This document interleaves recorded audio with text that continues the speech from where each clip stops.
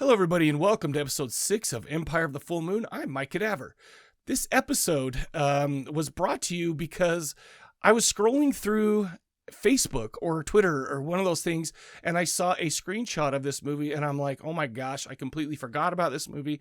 I haven't seen it in years and years and years, but it is one of those types of scenes that just jump out and grab you, and if you know, I guess. We're going to be talking about Necropolis from 1986. Now, before we get into the movie, I just kind of want to set the scene that this was a really good time for Charles Band and Empire Pictures. He had the Castle Giove, and he'd recently purchased Dino De Laurentiis, let me read this right, Cinemographica, which is Dino De Laurentiis' movie studio that he established in 1946. What's his name? Charles Band went in there, and he'd been filming a bunch of stuff for there, and they were actually going to the theaters at this point. Some of those movies were Eliminators, From Beyond, Terror Vision, and even Troll, which actually Troll was a huge success, and I think I've mentioned it a couple times on this show, but it's a great one. Anyway, not only were the theatrical films doing well, but there was a bunch of other things going on. Like Empire was still in their deal with Vestron Video, working and releasing straight-to-video stuff. And they were also doing a bunch of, not producing, but in essence, they were doing acquisition and distribution, and this movie Necropolis was one of those films, and Charlie Band is a executive producer on this, and Tim Kincaid, and I don't really talk about producers unless they're Charles Band on this show. Tim Kincaid was a producer on this, but he is special in a different way. I want to talk about him in a little bit once we get into the show, but for now, why don't we go ahead and play a trailer and get right into it. She's 400 years old, but she's still full of the devil. You want to sell me your soul?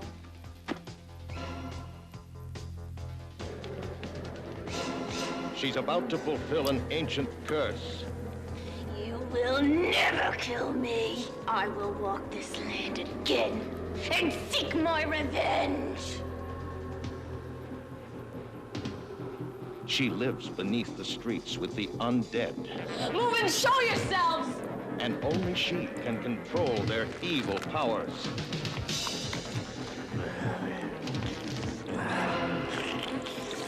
The city of Necropolis. That the best you can do? This bitch! That's the devil you're looking at!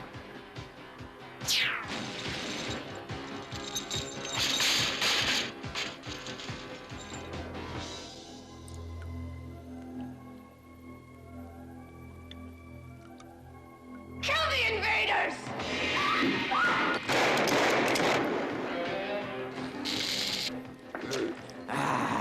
Necropolis. It's a nice place to visit. But you wouldn't want to live there.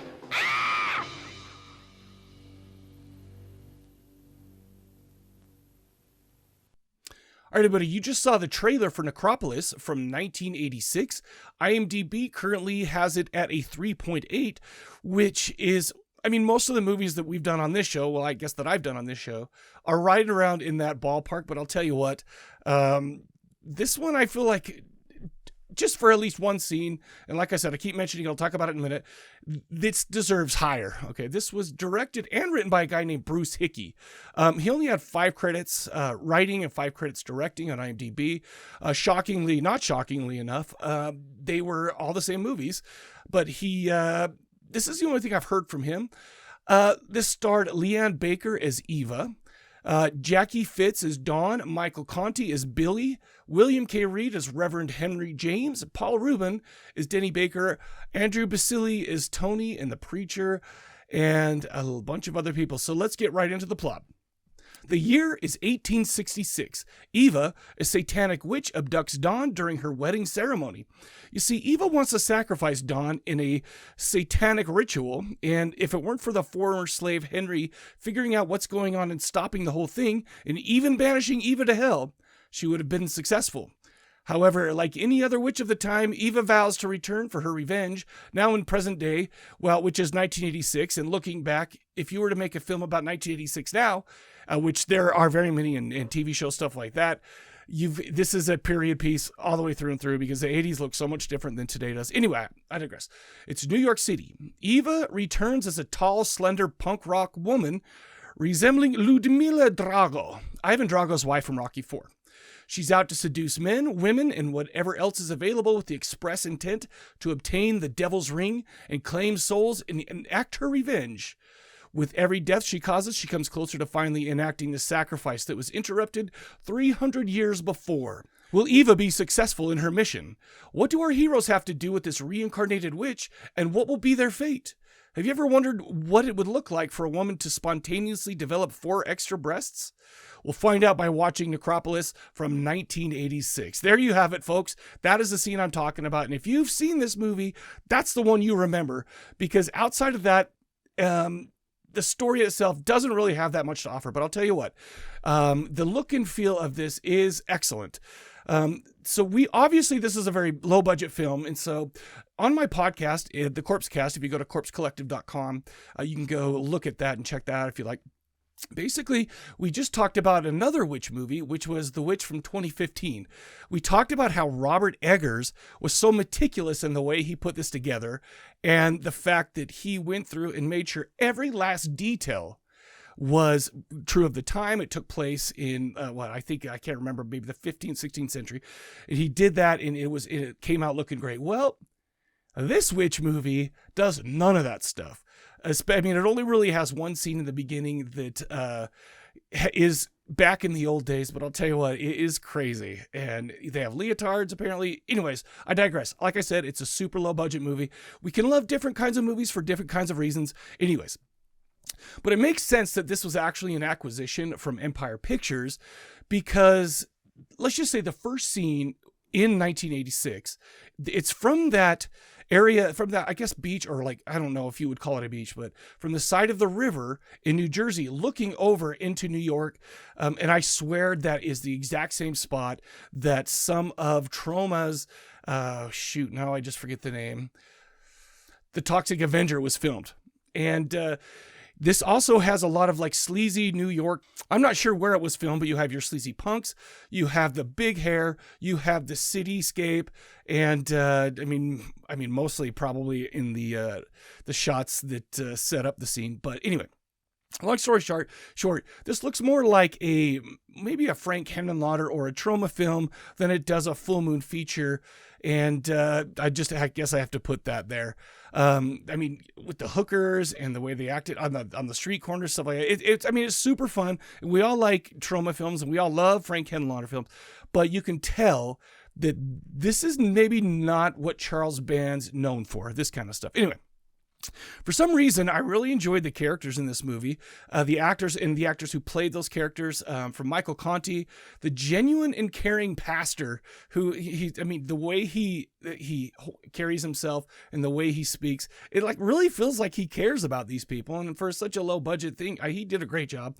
You also have Andrew Basile, the kind of sleazy but lovable cop. So I know that Paunch is Spanish, but if you can like picture like a low rent Poncharelli from Chips, this is this guy, and except for take away half of the charisma and half of the game, and you get this guy. Don't worry, this guy still gets his, so we're all very happy about it. And you got to remember, some of the dialogue was a little bit weird and that you expect in this kind of movie. Also, there's a lot that's very un-PC, so it's interesting to sit through this and just think, wow, okay, I forgot that people used to say that stuff. Anyway, also the score's pretty good. It's you totally have your synthwave and your 80s pop type of thing, and I love this kind of thing, and I love it especially when it's super cheap. I mean, I'm not saying that this was you only can like it because it's silly kind of soundtrack, but I'm saying it is kind of silly, but it is definitely of its time, and you love it very much. So now, remember, when I brought on Jeremy to talk about Catacombs, we talked about that one scene where Christ comes off that cross that he was supposed to be wooden, and he totally looked real. If you remember that, go back. I think that was episode 3 or 4. I can't remember. Anyway, long story short, this movie has one of those holy crap scenes as well. And I'm not going to go too much into it, but I will say a couple things. I mean, I mentioned the spontaneous breast generation, and also this movie has a lot to do with ectoplasm, which is super, super gross at a lot of times. And overall, this is just a really like gooey movie. But I'll tell you what, let's get back into Tim Kincaid, the producer, okay? I mean, this is a very gooey movie, and I'm not even going to make any kind of comparisons to the career that he had in gay porn. And he did that as Joe Gage. But I'm going to say that you can tell this is a Tim Kincaid movie because of some of the other movies that he's actually directed, one of which is called Breeders, and it's from the same year. And he wrote and he directed that, and it was crazy. It's about these aliens who come down and impregnate virgins, and which is weird because, I mean, this is 1986 New York at a dance studio where you've got a naked lady who on her lunch break decides to get, or sorry, a naked lady, a ballerina who on her lunch break decides to get naked, dance around, do some coke and whatever. I mean, is it hard to believe that she's a virgin? No, I'm not going to judge. But anyways, it's that kind of movie. And not only does the aliens leave a bunch of like gross stuff all over, but there is a literal sperm bath. I mean, I don't know if it's really sperm, but it looks like sperm. And it's crazy. And also Leanne Baker, who plays Eva in this, has a role in that as a virtuous virgin nurse. Anyway. Long story short, I love this movie. It's fun watch. It's pretty, I mean, I guess you can complain about it dragging a little bit in the middle, but not that much. And as long as you understand that, like many of the other movies that Charles Band creates or acquires or anything like that, that is super low budget, you'll be fine.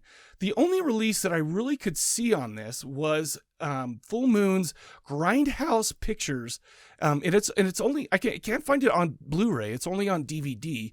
And to be honest with you, I've got to warn you. I mean, you can watch this on Tubi, FullMoonFeatures.com, Fubo, Plex, and Amazon. But the thing is I think this is a VHS rip. I think that if any movie needs restoration and all that stuff, it's this movie, because I mean, you watching this, and if there's like a establishing shot at night where there's a couple, like for instance, where you see a motorcycle driving down, or you see the subway, all you see is the lights. It is so dark and washed out that it's kind of bad, but good thing none of that stuff happens during the good scenes. And it just also, I mean, maybe it does give it also that kind of sleazy look and feel that we all have grown to love. Anyway, one thing is that I mentioned, 2019, Charles Band actually produced this movie's sequel in Necropolis Legion. And this is one of Charles Band's Deadly 10 features, where he was going to go, I've talked about this, I think I may have mentioned it, but it's really cool. If you go to deadly10.com, you can still see the skeleton of it, but the skeleton of the website, sorry, but basically, not all these movies were made. Some of these movies were made, and the best thing about that was they would live stream the actual filming of these movies and some of the behind the scenes stuff as they're being done, and not just as a disc extra or something like that. So in fact, when this was going on and being filmed, I was on there and I checked it out, and I was watching them film the scene in Necropolis Legion where they are in the church, which is, I think, pretty early on in the film. But it was really fun. It's too bad that COVID happened and kind of shut that off, because I really enjoyed that and I thought it was a great idea. Anyway, long story short, this is a good time. I loved it. I don't know. I would go ahead and give it check it out, give it a rental, or just go ahead and watch it on Tubi, since it's free there anyway with ads. So I guess that's it.